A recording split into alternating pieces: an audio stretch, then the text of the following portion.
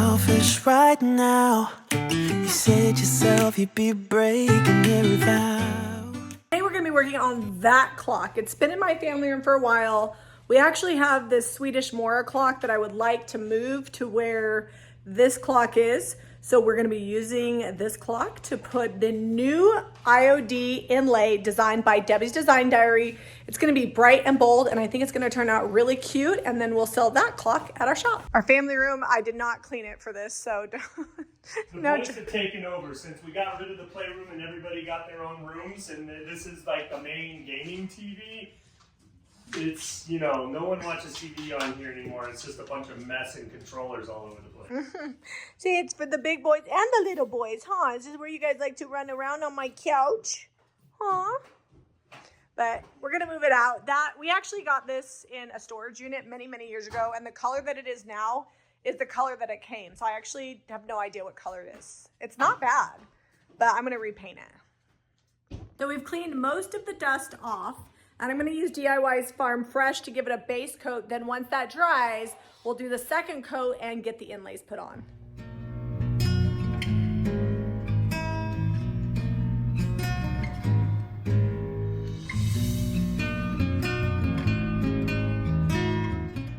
Now we are ready for the new Iron Orchid Designs inlay. You can see that it's beautiful, so colorful, bright, and a ton of elements. We are going to be using this piece on the bottom. We're using painter's tape to kind of hold it in place. So we're using an entire sheet on the bottom, and then Zeb is going to place a sheet above it.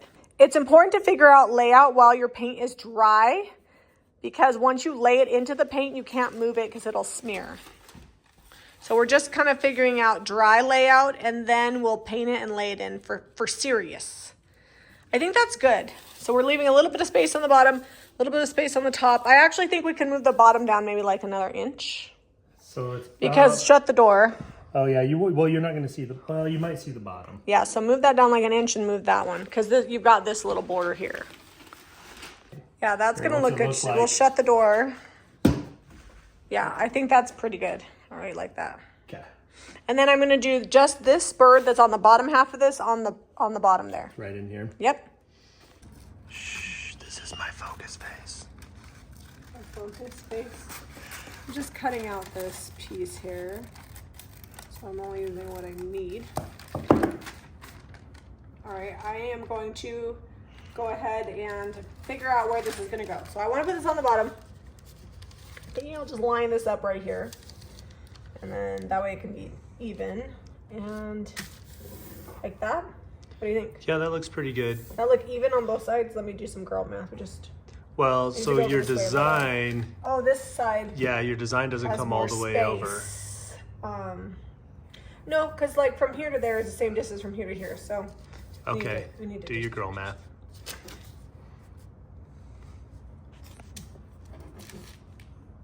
And we're kind of quick.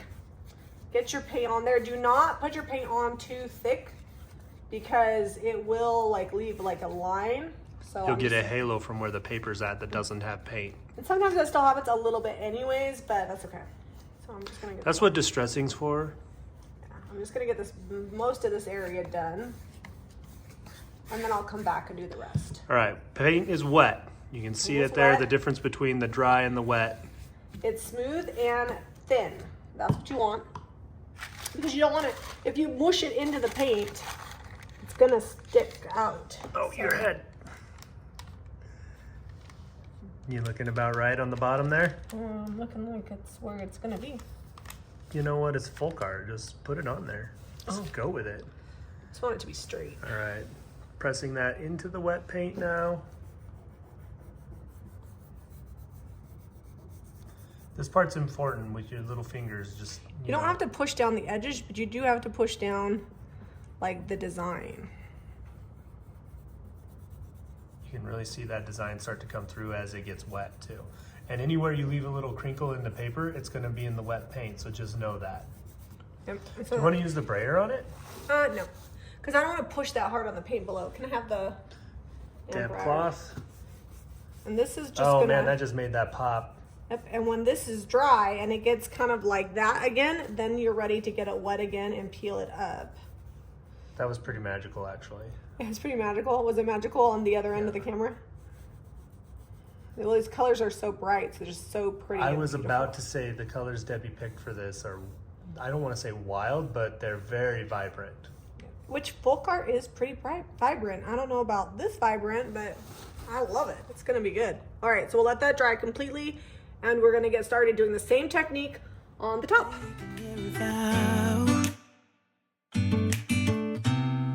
I can understand you're tired of this town, and I'm not saying that we have to settle down now. Just remember this: we could have been stardust, same world but without us. Something made us find each other out there, made us realize we're more than just stardust. Ignore this fact if you must, to do what your dreams are telling you to do. And I'll be out there looking for someone like you. Stardust, stardust. We're getting our second coat on here. We're getting full coverage. The darker the paint, the more pigment, the better the coverage. So 2 coats, and then this will be ready for our distressing and waxing. I know you're all shocked, but we are coming in with Kissing Booth to tie in these deeper hot pink magenta colors, and then we're gonna wet distress to bring back the Farm Fresh. And I think it's really gonna tie it in, because if you look at the old Swedish clocks, they have the folk art, and then a lot of the detail is painted a contrasting color. It's mostly dry. Come back with the damp rag, activating that wet paint again, so I can peel this back without it peeling at my paint. And you can see that it's all wet because the inlay has got vibrant again. And you can just peel it off.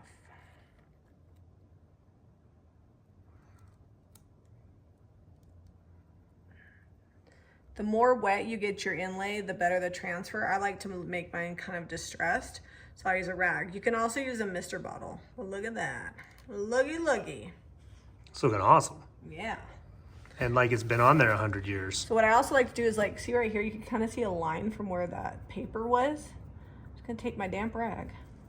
I'm gonna go around the edges, anywhere where I can see kind of a line. I'm gonna smooth it out. Don't get the inlay wet. This is just where the Farm Fresh is.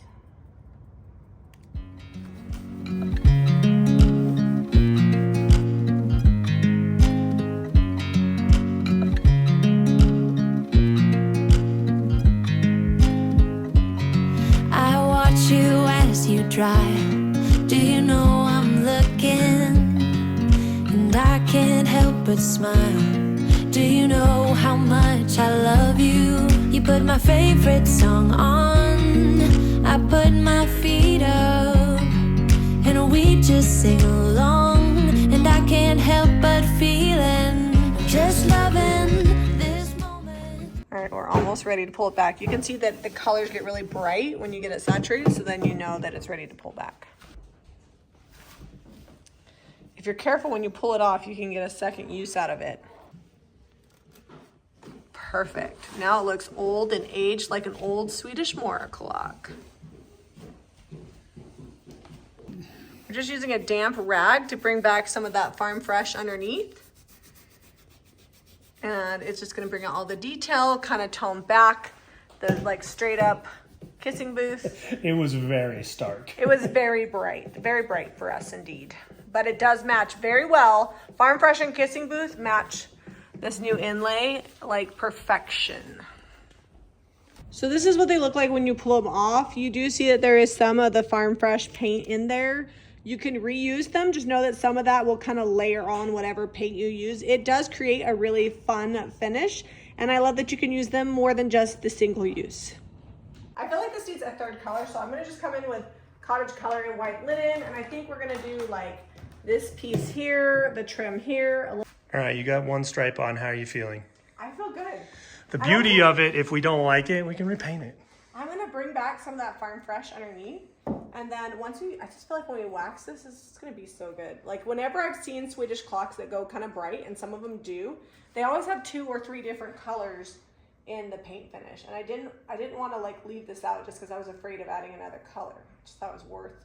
We stay here forever. I'm loving this moment. Can we stay here forever? I'm loving this moment. Can we stay? It's time to distress, clean up some of my lines. I got 220 grit here. Wood back. We're going to bring some of that original blue back. We're going to leave some of this farm fresh on the tops of these here. Just a little touch. And then when we're all done, we'll take a razor blade and clean up this window. It's pretty clean. Like this scrapes off pretty easy since it's not sealed yet. Can we stay here forever? Forever. Just bringing out some of the base color of blue and kind of wet distressing off this color paint, but this paint sticks really good. I haven't distressed down there. Do you want to try to work up here where I've already done around the face of the clock and maybe get some off of the, you can like try to get this paint off the glass because some's going to distress off when we do that anyway.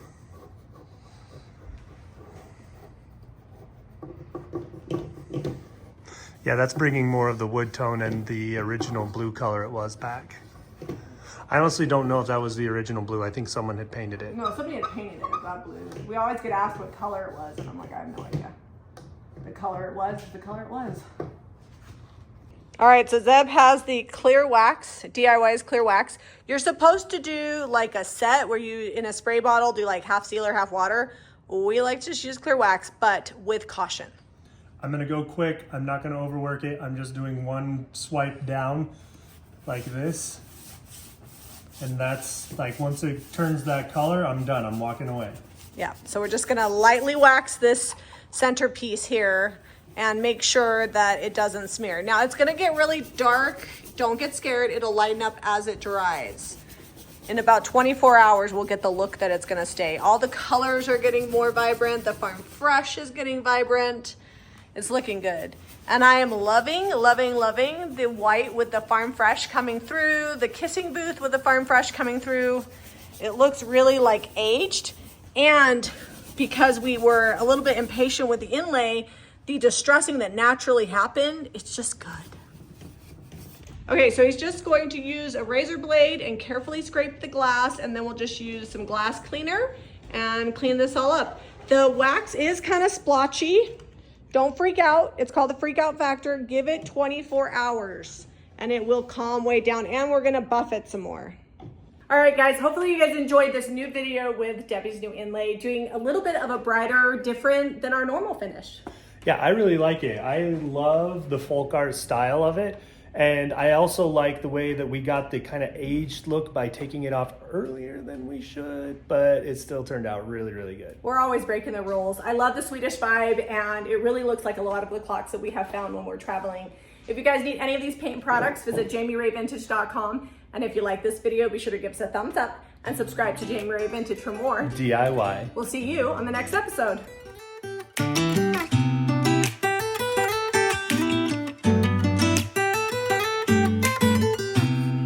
I don't think that I'm being that selfish right now. You said yourself you'd be breaking every vow.